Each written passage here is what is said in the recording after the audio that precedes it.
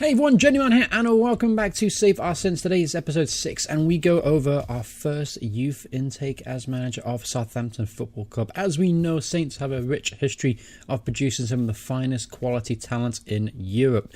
However, in recent times, we haven't had much luck, apart from maybe a few players such as Matt Target is starting to come through a little bit more now. And but anyway, obviously a new feature of Football Manager 2019 as well was improvement of how the new gen or regen players look in the game. So we're going to take a quick look at that as well in today's episode.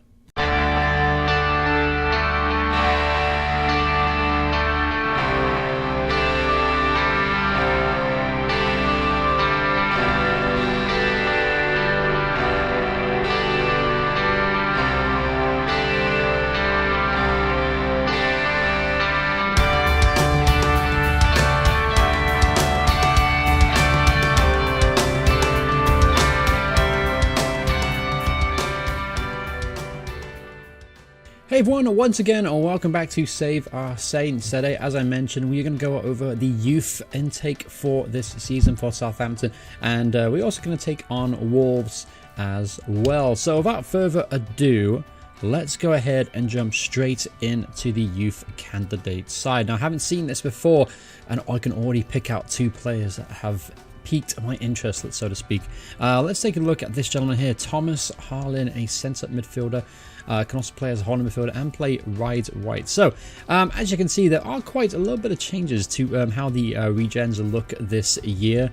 They look a little bit better than last year, put it that way, in my honest opinion. But this talent, he looks like he could be a special player. He's only 16, obviously coming through the youth academy. First touch of 13 already, passings 13, long shots 14, decisions 14, determination 15. Off the ball work rate is really good, determination's high. So this kid could be something very, very special.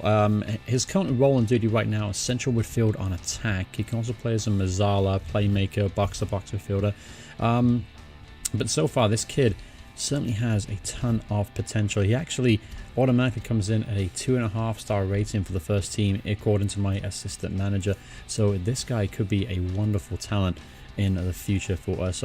Probably even make some Premier League games now, to be honest with you. But this guy is going to be something special. Another player that we saw, let's take a look at him. Dean Purbai, a promising young centre half here. Determination not quite as high as I would like, so I might have put him into a mentoring group. One of the new benefits of the new training system. Thank you, Football Manager, on that one. Work rate 13, jump in and strength isn't great for a centre half, and obviously that's pretty important attributes to have. So he's probably going to have to do a little bit of training. Obviously, he is specialised in a cover role. As you can see, he's a central defender cover, no nonsense centre back, and he can do ball playing defender as well. Passing isn't great, but I'm sure we can work on that. So he could be a good alternative partner for De Ligt. Obviously, De Ligt a bit much stronger in the air, and then you could have Purbai kind of sweeping behind. So excuse me. So that's an option, definitely. So this guy obviously has a decent amount of potential as well. Let's take a look at the rest of the squad real quick, though. Let's just do it by position. Joaquim Bueno, Spanish goalkeepers come through the system. Doesn't look that great. Probably move on from him. Who's this guy? Matt Gibbons, pacey right back. Potentially to be a 2.5-star player. He might do a job for someone, perhaps in League 2, Vanarama National if he's lucky.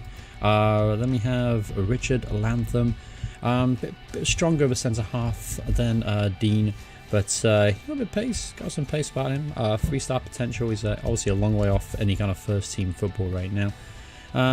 Let's see, I'm hoping we can find a gem in here that we can work on.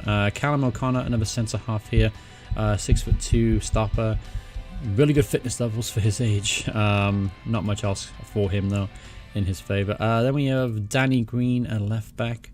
I do like a good Southampton left back, especially after Bale and Luke Shaw. Now Matt Target and Sam McQueen coming through. But this guy definitely won't reach any of those levels. Then we have Terry Gash. No, I do love that name, Terry Gash. And he's a right back, can also play right wing back as well. Again, I'm not really seeing anything about him that I really fall in love with. Thomas Harlan, we know about him. Who is this guy? Andrew Lomas. Andrew Lomas, okay. So the good thing about Andrew Lomas right now is the fact that he's a one-star current ability and his physical's already pretty decent, to be honest with you. He could definitely make an impact in the National, Vanarama National, perhaps even League 2 at this moment in time. Technically and mentally speaking, though, he's got a ton of work to do. And one thing that might let him down here is got low determination. But work rate is actually pretty good. So if I can try and couple them up, so maybe some first-team players like James Ward-Prowse, Stephen Davis, those kind of guys that are model professionals, Andrew Lomas might actually amount to something, even if it's just kind of a two-star role player kind of situation. Like maybe move him on for some money. Of course, that is a Samsung way after all. All right, then we have Hassan Perbai. Yeah, one of his Dean Purbai's brother. That would be kind of cool, actually. Hussein Perbai. First touch is good. Everything else, not so good. Centre midfielder, attacker centre midfielder there. I don't really see him making the grade. Then we have Glenn Johnson, the left winger Glenn Johnson. We have the right back Glenn Johnson. And now we have the left winger Glenn Johnson. This guy can cross a little bit, acceleration, pace. Apart from that, he really doesn't have much else about him. Again, unlikely to make the team. Another Perbai here. This guy's an attacking central midfielder, though. 1-star current ability, 3-star potential. Pace is there. Decision-making, determination is okay. Passing's 11, first touch 11, corners 12. And this guy might be okay. He'll probably get signed to a youth contract, but for the future, though, I don't really see him making the first team at Southampton. But the third Perbai in the first team, that's pretty interesting there. I wonder if that's by design or if that's just kind of a thing that happens now in Football Manager 2019 with the... Anyway, we'll keep moving forward. Anyway, so Joel Richardson, right winger, good first touch, good determination, good flair, good pace. 1-star overall current ability, 2.5-star potential. Again, he's not likely to make any first team appearances, but he could be utilised to try and make some money in the future, maybe by selling him onto a League 2 or Vanarama National side. Then we have Charles Paxson, left winger, pace, nothing else about him really. Spencer Skip, I do love that. That's a fantastic name, Spencer Skip. He actually looks pretty okay, honestly, on first impression there. Things that stick out to me, obviously, determination. His physicals are actually pretty solid too. Could do some work in the strength department, but pace is there, certainly. Finishing's only 9, composure's 7. His long throws are 1, so he can't throw a ball to save his life. But his first touch is 11. He's a model citizen too, apparently. That's a really good... I think is that a new personality trait? I'm not quite sure if that is or not, but he's a model citizen, so he deserves to be around the squad for that reason alone. Definitely help improve the quality of that in our team. Anyway, but here's Wayne Marshall, a centre forward, can also play out wide as well. Pace looks like his main attribute here. Leadership 12, work rate's 11, finishing, he was a striker, is only a 7 here. Composure of 7. He looks okay. He's got a 4-star potential apparently. I don't really see this guy really making the team in the long term. So naturally, Thomas Garland's going to get a deal here, as is Dean Perbai. Spencer Skip is going to get a deal. Who else do we talk about? Lomas. Who else do we think about maybe bringing on? Kashan Perbai. And we'll just sign those 5 players for now. We'll just do those 5 players for now. And then after that, we'll take a look. We'll keep the other players around. If they perform in the under-18s, we might be able to give them a youth contract before their trial period runs out. Alright, so I'm just going to go over some of the youth intake for the Premier League. I like to do this every single season because obviously you get the finest youth academy players come through. Obviously, they do cost a bit more money if you try and sign from the Premier League side, but nevertheless, I'm interested to see what the likes of Manchester United are producing, what the likes of Arsenal, etc., etc. here. So we'll see if we can see anyone of any kind of special talent that might be a big player in the future, might be a superstar. This guy looks kind of special, doesn't he? Kingsley Bellow, a left back here, 16 years old. That's one hell of a wonder kid right there. Fantastic player. He's ready to play first team football at 16 years old. He's going to be a really good player despite his receding hairline, as you can see in his sprite in the top left hand corner. George Armstrong, no. Dawson, nah. And so I've noticed this year as well, there hasn't been a youth candidates versus under 18 game. I'm not sure if that's supposed to happen, or maybe it's just a slight bug in the game. Whatever the case is, the youth candidates are yet to play a game against the under 18 side. Again, and maybe that's because the under 18 had a fixture. Let me check that out real quick. Let me see where we at. Oh yeah, schedule is in the schedule. I keep forgetting this. Under 18. Oh, they do play the candidates. Okay, they play the candidates Monday, which is tomorrow. So usually it happens the next day after youth academy the candidates come in. But it looks like they try and schedule it around availability. So that actually makes a lot of sense. That's a nice little tweak to this year's game. Anyway, there was actually one game between last episode and this one, and that was against Brighton Hove Albion. We beat them 1-0. So good stuff there. Charlie Austin getting the only goal of the game. Controlled possession. Didn't really create as many chances as I would have liked. As you can see, a really good stout defensive performance from the guys. They're really gelling at the back there. So that's really nice to see. And as you can see too, we've actually got 3 clean sheets in a row. If you compare that to the early half of the campaign, when we only had what looks like 1 clean sheet, 2 clean sheets in the Premier League, we now have 3 on the trot. So promising signs at the back. We're starting to develop a nice little cohesion, as it were. All right, so good news is the Purby brothers, Dean and Kaysan, have agreed to sign with the club. There we go. Lomas got a deal as well. I was hoping, oh man, I was really hoping Thomas Harling was going to be available for today's game, because I was going to maybe sneak him in there for a little bit of fun. Because we take on Wolves now. Yep, Dave Azzopardi's Wolves. I think I've just absolutely butchered your name, Dave. If you're watching this, I do apologise. But we're taking on his Wolf team. We currently sit 1 point above us in the table. Now, obviously, that positive turn of results now has left us on 40 points. So we've reached the magical mark of 14 points, which means we've already better this season than we did last season. So I think I've already achieved my goal as far as turning this team around. We're definitely moving in a more positive direction now, since we were very, very close to getting sacked just a few weeks ago. But promising signs nevertheless. So I haven't made any changes from the last game, actually, so I probably need to. All right, let's take a look. Everyone's pretty much fit in the full team, first team, but I rotated some players out for Brighton. So Lamina comes back in for Sanchez. Yes, by the way, he's been really good for me so far, 7.10, but Lamina's just a little bit better. Let's see who else. De Santos is injured. He's not going to be able to play today. Pretty close to return to full fitness. Same with Danny Ings. James Ward-Prowse. Yeah, he's transferred by request, as you can see. I don't want to lose him, but at the same time, it's like he doesn't want to be here. And his performances really haven't been that good when he's given the opportunity. Charlie Austin starting up top for today. He's wanted. He's got a transfer list request, but the team is playing today, which is Wolves. Interesting. He's wanted by Wolves. And Gabby's wanted by Brighton and West Ham there. So as you can see, I'm really looking to try and move players on and try and create up as much space as I possibly can, because I do want to spend quite a bit of money in the summer. But we'll have to. How much money I have, because honestly, right now I don't have anything. So hopefully the TV payments are going to be huge again this year. All right, so moving forward, this is how we're going to play today's game. Gunn's going to be in goal, obviously. Bertrand, Delict, Toljan, Hoiberg, Lamina, Marino, Armstrong, Maxwell Cornet, and then Charlie Austin leading the line.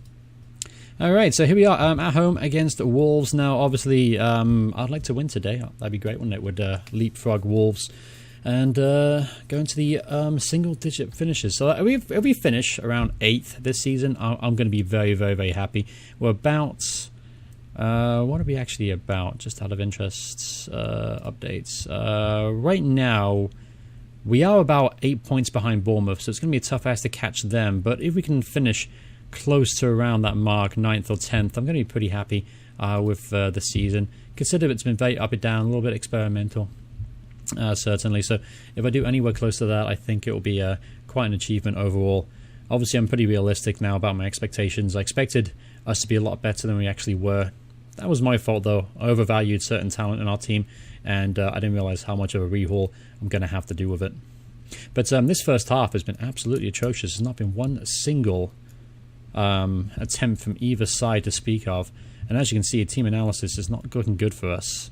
Where are we at? Review, here you go. So we struggle to sustain possession, which is not like us. Poor shots to touch ratio in the penalty area, poor conversion in the final thirds into entry shots. So basically our front four players aren't doing the job for us.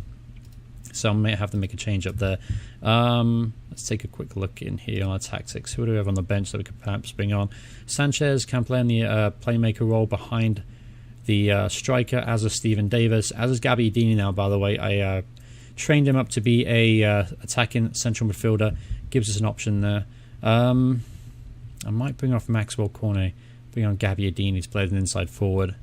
And I might put him on to attack, but I'm wary because Toljan is an attacking fullback. As you can see, he's a wing back at the moment. He likes to get up and down. I don't want to leave it too vulnerable on the right-hand side. Sanchez is awful tempting, though, because he's got himself a goal a couple of weeks ago. He get himself in really good positions to support Charlie Austin. Yeah, I'm going to do that. I'm going to bring on Sanchez there. He's only a 2-star in that position, but I feel like Sanchez has the quality to help at least maintain possession in the upper half of the field. So here we go, second half. Let's hope for a highlight at least, or something to talk about, because that first half was very, very boring, and my improv skills, as you can already tell from these videos, are pretty atrocious. So come on, game, give me something to talk about at least. Here's Diego Jota now.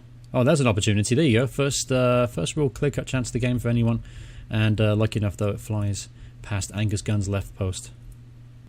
Alright, so bad news here. Lamina's got himself injured. That's not really a surprise, but it is bad news nevertheless. So I'm going to bring on Stephen Davis now for him. Stephen Davis goes to the attacking midfield role, and then Sanchez then just drops back into midfield to his more natural position.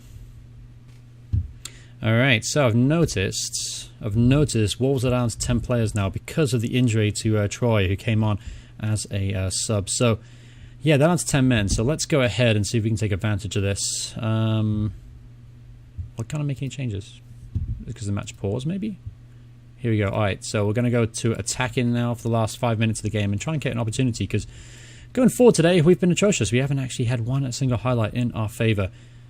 That's pretty disappointing and pretty boring. But it does look like we're going to have another clean sheet here, which will make it 4 clean sheets in a row, which will be pretty pleasing.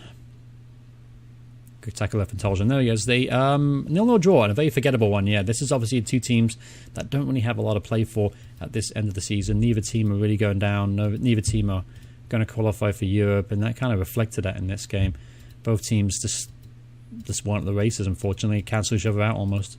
But yeah, I mean, that's now 5 games in a row. That's 5 games without losing. That's really positive. But also, more importantly to me, we've actually had 4 games in a row without conceding a single goal. So things are starting to gel really nicely at the back, and I'm very, very pleased with the upturn in performances for Matthias de Ligt. His form has been much, much better over the last 5 games or so. As you can see, started out rough against Burnley there, 6.6, but ever since then he's kind of grown and got his first goal for the club against West Ham. Remember that one? That was a big goal for us. But yeah, his form is certainly improving, as is Wesley Hoyt's form as well. He's been some really good shifts as well over the last couple of weeks. So hopefully those two can form a good partnership, and Wesley Hoyt and Matthias de Ligt can grow into the role, because both are young players too. Ligt obviously only is 19. Wesley Hoyt is only 24 years old. If you can keep him around for the long-term future, if they keep performing at this certain level, we should at least have a stable back line to build upon next season. Alright, so that's going to wrap up the video. Yeah, so basically 1 game, and obviously the youth intake. Obviously I'm very excited with the prospect of getting Thomas Harlan straight into that first team, because I do like to bring young players in straight away, even if we get to a couple games at the end of the season. That kind of development, that playing first team football, I feel really does help them grow. And at some point I may do like a little side series and talk about what I'm doing with Thomas Harlan. Haven't decided yet, but this kid certainly has a ton of potential, and I'm hoping he can fulfill it with me in this 2-week period. But thanks so much for watching the video. Hope you guys enjoyed it. The next video, we'll try and plan around maybe sometime in the early stages of April here, taking on Crystal Palace and maybe Everton. And then we're close to the end of the season, as you can see. And Well, I've kept my job and we're in a solid mid-table position, so at least we'll be playing Premier League football next year. But thanks so much for watching it. Hope you guys are enjoying the series. If you are, remember to leave a like on this video, and if you want to see more videos by me in the future, I will be doing daily Football Manager 2019 content. Please go ahead, hit that subscribe button. It really means a lot to me. We're now up to 750 subscribers, which is absolutely amazing, considering this time last year I think I was at 250, so the growth of the channel has been amazing, and I truly appreciate it. It really validates what I'm trying to do here, as far as providing some form of entertainment. I want to say it's great entertainment, but at least if you're getting some enjoyment out of it, then it makes me happy. But thanks so much for watching. Enough rambling, and I'll see you guys in the very next part. Goodbye, everyone. Goodbye.